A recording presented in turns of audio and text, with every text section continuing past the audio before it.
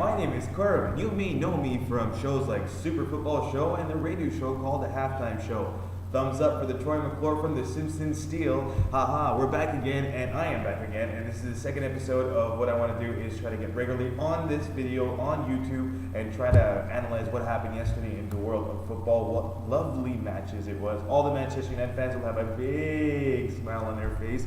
Oh my God, what a comeback it was. But for Gerard Houllier, they were facing off against Roberto Martinez's Wigan yesterday as well. 6 points on the trot for Gerard Houllier. A first time back-to-back win for Gerard Houllier since he's taken charge of Aston Villa.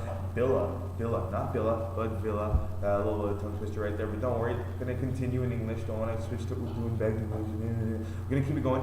Aston Villa running winners against Wigan 2-1. It was Ashley Cole who was given the armband, the captain's armband, because Stalin Petrov, I believe, or whatever his name is, Petrov, was on the bench, and Ashley Cole scored from a penalty spot. Gabby Abong-Lahore finally gets his first league goal of the season.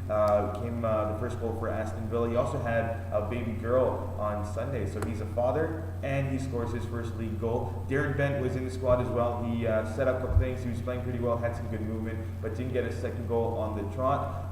For Wigan, it was James McCarthy who had a second half goal and made it a little interesting in that game, but still, Aston Villa running up 2-1 winners. You got to say that Gerard Houllier is very happy to be 6 points away from the drop zone. That Roberto Martinez will be thinking, man, only one win in 11 games.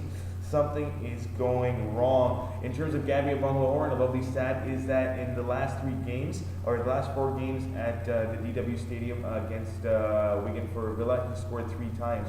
So Gabby Abong-Lahore loving the DW Stadium. The big match was Manchester United facing off against Blackpool at Bloomfield Road. The first video had a prediction of 3-1 on my side. I knew DJ Campbell would score. I was hoping Wayne Rooney would score. I was wrong about that. Fletcher didn't score. Nanny didn't score. It was the little P, Chicharito Hernandez, who came on for Wayne Rooney in the second half. Wayne Rooney, what happened to Wayne Rooney? I don't know. Dimitar Berbatov wasn't doing all that during the game either, but Sir Alex Ferguson, you can't argue with Sir Alex Ferguson. He had Darren Gibson in from the start, and the first half was just horrific for Manchester United. Not good defending on the corners.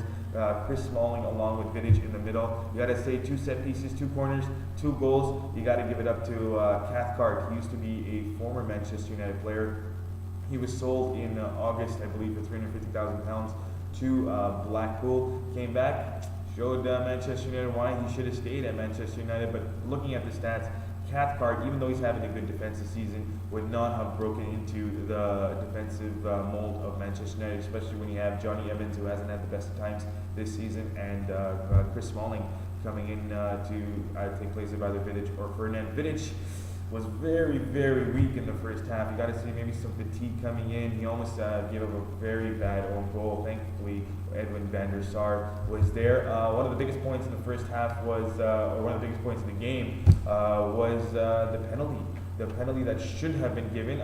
Being a Manchester United fan, I didn't think it was a penalty, but Rafael de Silva, he's got to be a little careful. Okay, that was a shoulder barge, but that could have been a penalty. A lot of this talk is about the referee being a little too old. A 48-year-old who is a referee, his name is eluding me right now, but he should have given that penalty. If the penalty had gone Blackpool's way, would have Blackpool been 3 up at the halftime or not? I don't think so. I think Edwin van der Sar would have saved it anyways. But second half started, Darren Gibson taken off, and Ryan Giggs coming in, the just evergreen Ryan Giggs, and he brought some change, he brought some pace. Can you believe he brought some pace? Ryan Giggs losing the pace, but he's actually brought some smartness, and his footballing tackles and his footballing technique is just amazing and unsurpassable. Paul Scholes also playing from the start. Ryan Giggs starting the resurgence, but it was not until the little P, Chicharito Hernandez, who got his 12th goal for Manchester United this season, that brought back or started off the comeback. Amazing Chicharito. He had a chance before the actual chance that he scored. It was a good save from Kingston, the goalkeeper for Blackpool. But you got to give it up to Manchester United. I mean, Dimitar Berbatov also getting 2 goals in this game. Loving Berba. I still think, okay, if you look at Dimitar Berbatov, fine. He's got a lot of goals this season. He's giving us a good return. But since September 2008, he's only scored like 44 goals or so in 115 appearances for the club. He's not worth the 30 million. He's streaky. He is streaky. I mentioned it on the Super Football Show that airs tonight on Geo Super at 9:30, the 36th episode of the Super Football Show. So make sure you catch myself, Ali Tayyib, and Mathira on Geo Super tonight at 9:30. Hopefully the editor doesn't cut out all our stuff, because Ali and I have some great banter about the English Premier League, just what we love to watch. And Dimitar Berbatov, the way you look at him, he scored 2 goals. He got 2 goals for us. If he takes us to the title, if Wayne Rooney, whose horrific year since March of 2010 does not come to an end, and Dimitar Berbatov can still keep giving us the goal, and the little B, who's slowly but surely becoming the baby-faced assassin part 2. I don't think Ole Gunnar Solskjaer is going to like that, but still, Chicharito Hernandez, love you, man. I'm saying it. I love that Mexican. He can be the first Mexican to win a Premier League title. I just hope that happens. If Dimitar Berbatov, though, continues with his scoring form and brings Manchester United that 19th title, he would probably be paying back some of the 30 million price tag and the huge wage that he has. I love Dimitar Berbatov, don't get me wrong. I just hope his form continues. The Bulgarian doesn't get lazy. He doesn't think too much of himself or whatever, and he keeps scoring, and as coolly as he is scoring. The first one wasn't that good, but the second one was just awesome. It was an amazing goal, and what an amazing feeling for all the Manchester United fans out there to see that happen. In the other matches that happened yesterday, we're looking at Arsenal. Wow, Arsenal getting to Wembley. Could they? I don't know. I think they can. I think they await the match between West Ham United and Birmingham City that's happening at St. Andrews tonight. I think Birmingham are down by a goal on aggregate. They have an away goal, so that helps after the extra time, whatever. But West Ham's going to have some problems at St. Andrews. I think Birmingham can get a 2-0 victory over there. Carlton Cole is back for West Ham. That is a good thing, but they do have some suspension worries with Piccioni out and Co. And Birmingham City will not have David Bentley. He is cup-tied. He can't play.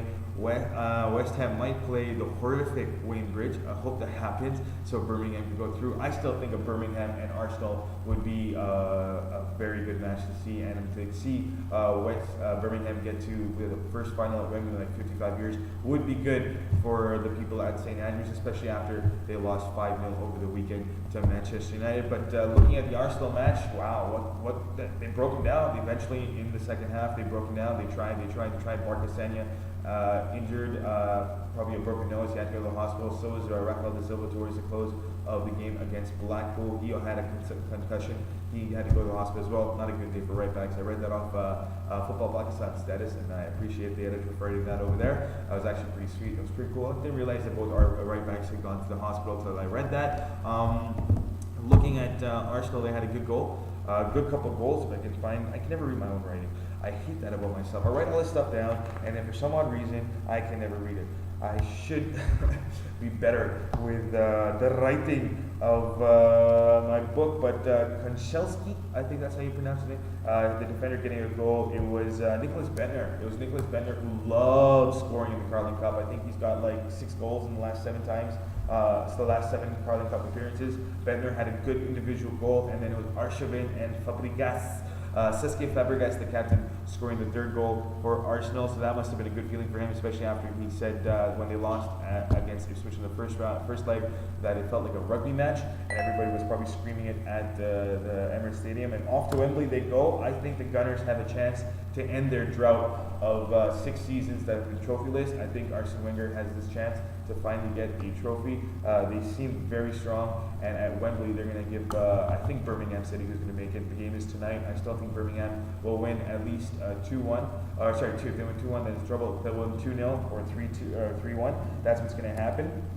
We'll see over there tonight. Another match that is happening tonight is a big one, actually. It's Mark Hughes versus his former nemesis, Kenny Dalglish. Mark Hughes of Fulham going over to Anfield. Something going against Fulham is the fact that in 23 visits to Anfield, they've lost 16 times and drawn 7, so they're winless in the last 23 visits to Anfield, conceding like 55 goals and scoring just 15. Last year, the same fixture had a 0-0 draw, but Fernando Torres, El Nino, he is back. 3 goals in 2 games.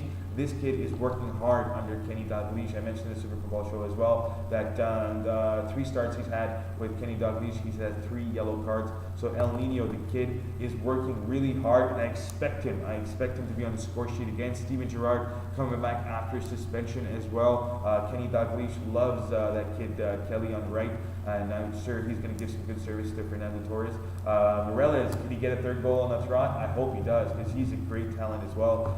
Portuguese, I know I'm talking about Liverpool, but you got to talk about it from an analyst or whatever, a football fan's point of view. He can get a 3rd goal. Steven Gerrard is there. They are going to win easy. I think they're going to win 2-0. I don't think Fulham have a chance. Fulham don't even have Bobby Zamar. He's out with a broken leg. They do have Clint Dempsey, the American, who scored like 8 goals this season. But I don't think Fulham will get on the score sheet. Pepe Reina's got to find his form again a little bit. I think he's going to get another clean sheet. They're coming over a win against Stoke City is Fulham, and Liverpool's coming over a win against the Wolves. So Kenny Dalglish to get his 2nd win on the trot. Other football action yesterday was an amazing match between the 2 Asian powerhouses of Japan and South Korea at the El Gaddafi Stadium, I believe it was. I don't probably pronounced it wrong, but still 2-2 in extra time. It was like 37 seconds to the final whistle when South Korea saved it and sent it to penalties. They scored a penalty in the first half. Japan came back to lead 2-1, and then it was 1-1 going into extra time, and then they scored in the 97th minute, and then they scored like about 30 seconds before time in Park Ji-sung's side of South Korea. But unfortunately for them, they had to face Kawasachi. His name is really tough, alright? Kawashima, that is his name. Kawashima is the goalkeeper of Japan's name, who saved 2 penalties. He saved 2 penalties, and Alberto Zaccaroni, the manager, former AC Milan manager who's now managing Japan, is in love with his goalkeeper, obviously. We have a couple weeks or a week ago in the tournament, he told Kawashima that, look, I trust you to be our number 1. You are awesome, and you will do it for us. Japan going to the final, but they face off against a team who left Oceania to come into the Asian Confederation, and playing in the Asian Cup is Australia. And on Saturday, after demolishing Uzbekistan 6-0, you got to give it up to the Uzbeks, all right? They played well. They defeated Qatar, they defeated Kuwait, and they defeated Jordan as well. They made it to their first semifinal. Their manager Abramov, or what is his name? His name is a tough one too. I just didn't remember it. It's Abramov. Yes, he had no excuses for the performance of Uzbekistan. He was actually sorry for all the fans that made the travels and for all the Uzbeks that saw the game. You got to give your hats off to Uzbekistan. They played well in the Asian Cup, especially their top scorer who was sent off in early in the second half. Belgorod, or whatever his name is, he got 2 yellow cards. He was sent off. Harry Kewell, though, is having a very good tournament for Australia. Got a goal in this game. 6-0. You got to give it to the Aussies. They seem the favorites to win on Saturday against Japan. It's going to be a high-scoring game. That's what I love about this. Is there's 2 high-scoring teams, and it is going to be a wonderful game. Talking about Japan, they've gone down.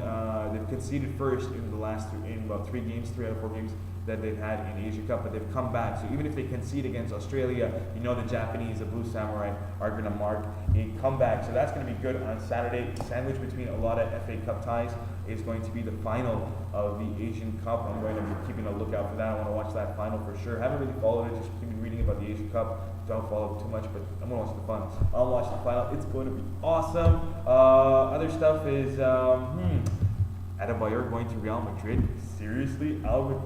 Finally. Okay, Valdano gives in to Jose Mourinho and actually gets another striker. It could be good because he has a clause in the contract, a loan contract for the next couple of months, that at the end of the season, if they want to buy him, they can buy him for like 16 million pounds or euros. That'd be a pretty good piece of business for Real Madrid.